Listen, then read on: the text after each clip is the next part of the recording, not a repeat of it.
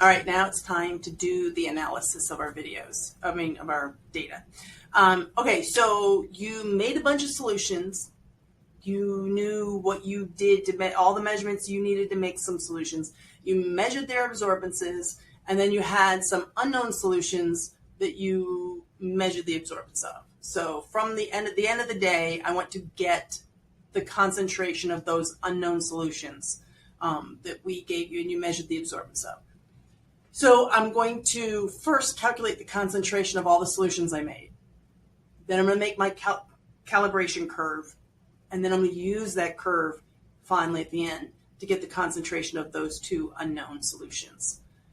All right, so the first thing I need to do is determine my actual concentration from the solution that I made from solute, right, from solid. So we made two solutions. We made a copper sulfate solution. We made a cobalt chloride solution. And so how would I go about actually calculating their concentrations? Again, it's concentration of molarity is moles over liters, so I can find the moles by taking the mass divided by the molar mass, then feeding that into the molarity equation with the volume of solution to get the mass molarity of solution. All right, so if I was making magnesium sulfate septahydrate, this MgSO4 with 7 waters, and I'm dissolved 2.647 grams of it into a 75 milliliter volumetric flask. And the assumption is if I used a 75 milliliter volumetric flask that I filled it to 75 milliliters of solution when I was done. So my moles of solute would be my mass divided by my molar mass. So I take my measurement of my mass divided by the molar mass. Note that when you calculate the molar mass, this is the magnesium, this is the sulfur, this is the 4 oxygens. Don't forget about those 7 waters. Because we weighed out the hydrated form, we need to use the hydrated molar mass when we do these calculations. All right, and then we measure that out. We dissolved it in water up to 75 milliliters worth, which again convert to liters, and that turns out to be 0.1432 molar magnesium sulfate. Notice here, I don't have the water still attached. I weighed out magnesium sulfate septahydrate. You don't have to learn how to name them. I weighed that out, but when I put it into water, those 7 waters come off of it, and I'm left with magnesium sulfate aqueous solution. Technically, because magnesium sulfate is a soluble ionic compound, it really dissociates into my magnesium 2+ ion and my sulfate -2 ion. And so I really have dissociated ions in my solution. But this is what we'll call it, the magnesium sulfate solution. So don't get confused about how the name seems to change. It doesn't. It's just that once I put it in water, it changes format.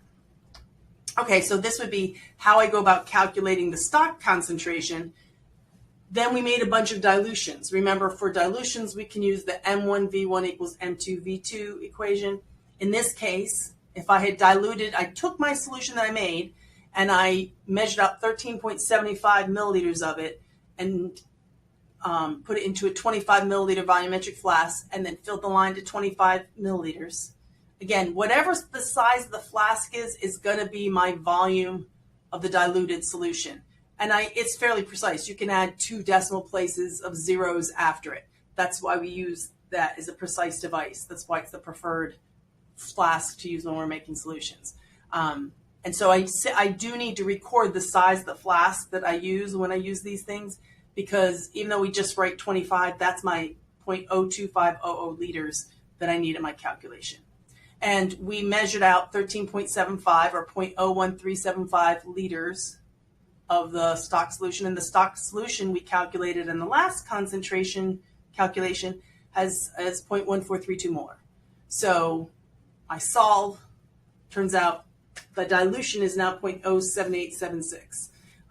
And we could use, if I measured 4 decimal places, and this is 4 sig figs, once I add the zeros on, then yeah, I could keep all 4 sig figs of this. So you're going to calculate your concentration of your stock.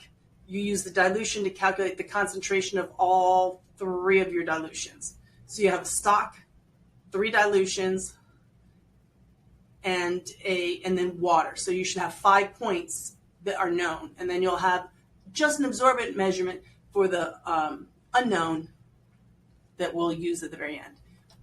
All right, so now we want to, once we have all that data for both copper sulfate and cobalt chloride, by the way, I'm going to ask you to make a absorption curve. I didn't put something on here because it's those 4 points that we measured at the 4 different wavelengths for both cobalt chloride and copper sulfate, but it's a 4-point curve. So when you did yours, you changed the wavelength. It's the wavelength is your x-axis, and on your y-axis will be the absorbance, and it will just verify which was the best wavelength in graphic form. So you are going to make that graph, but the one we really care about is this calibration curve. So you're only going to include those 5 points, the dilutions we made, the stock concentration we made, the dilutions we made 3 of them, and then water. Those 5 points will go on my calibration curve. The unknown, just hold it aside. We're not going to deal with it till later. So you can make your table of concentrations on your X and your absorbance measurements on your Y, and you're going to make a graph. Because we're using Sheets, I'm going to have you do this in Google Sheets. If you put the concentration in the left column and on the right next to it is the absorbance, and then you highlight those data cells and hit Insert Chart, you have to make sure it's scatter type. And then you can customize and add labels, make sure you have the horizontal and the vertical labels titled. And then you need to add a linear trend line to the graph. Again, this is where the computer is going to find the best line for us. So you go in and you edit that chart in the Customize tab. You're going to go down to Series, and the series is going to be absorbance. Series is basically what they call the Y. You can have multiple Y values, but you're going to check a box that says trend line.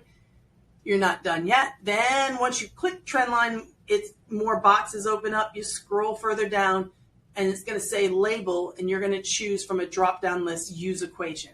Then it will not only show you the line that it decided was the best fit line, but it will give you the equation of the line, and we need that equation. So you'll get something like this. So this was a different program. This is not Sheets. I'll show you another one with Google Sheets.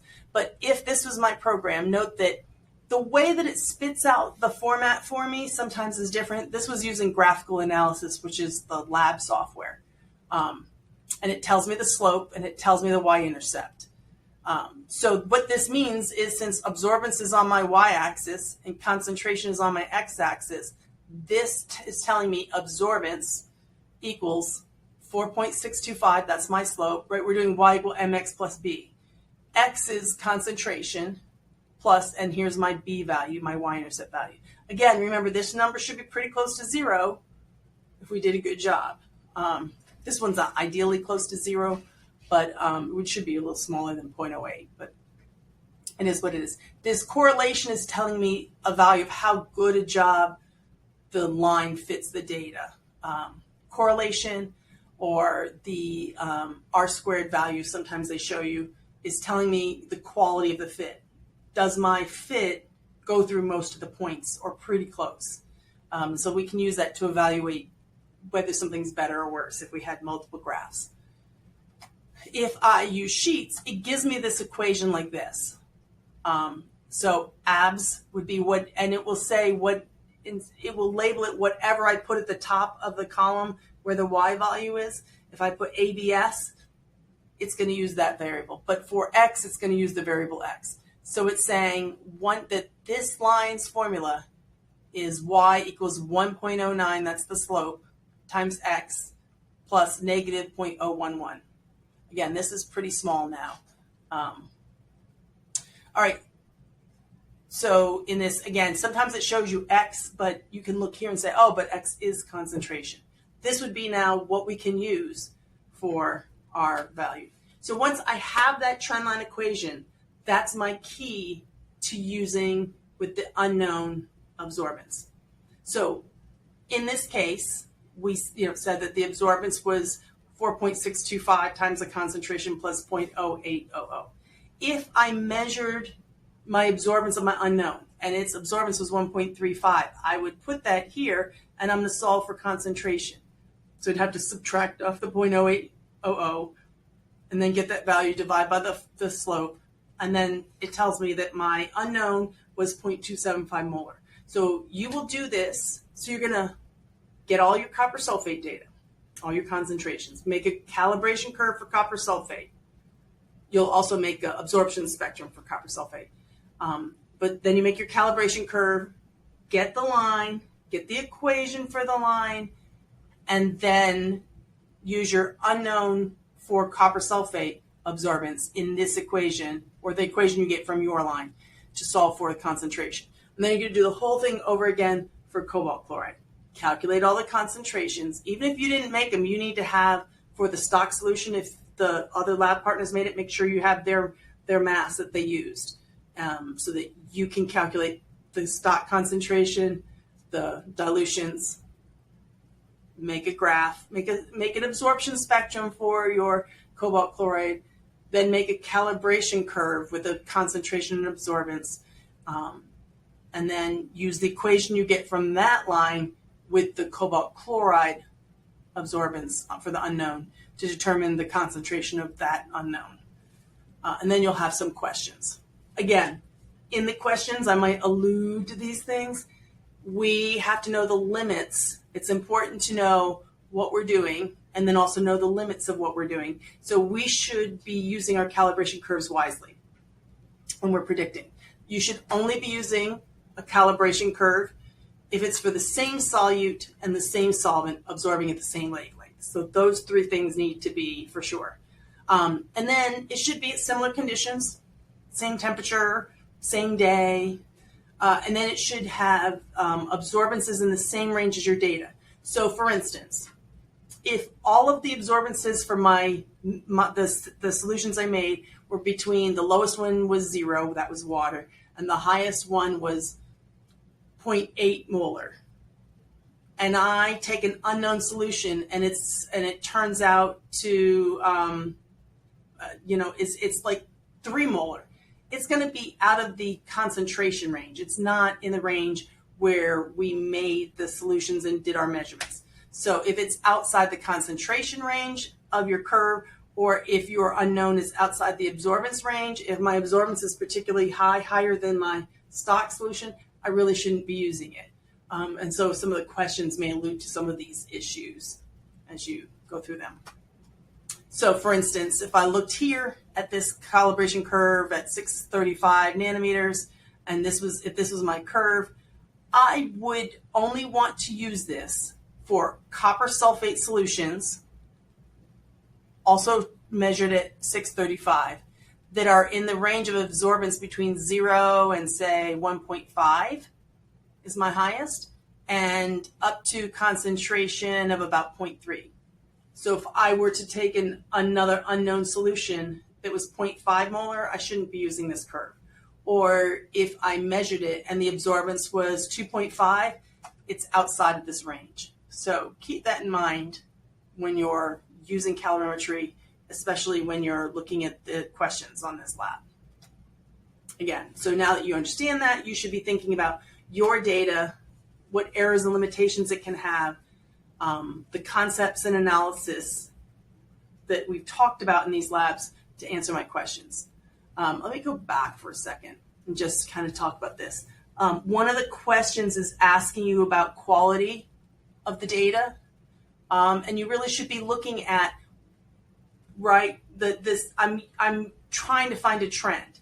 Looking at this versus this one isn't nearly as good as that other one, right? And I could see these points are much further off the line. I have a pretty decent size. This should be 0, and that's not really all that close to 0. It's close to 0, but not as close as I would like. So this is not as good data as the one before it, which is pretty darn close to these 3 points. So looking at the quality of your fit is how we would assess the quality of our data. I hope that helps.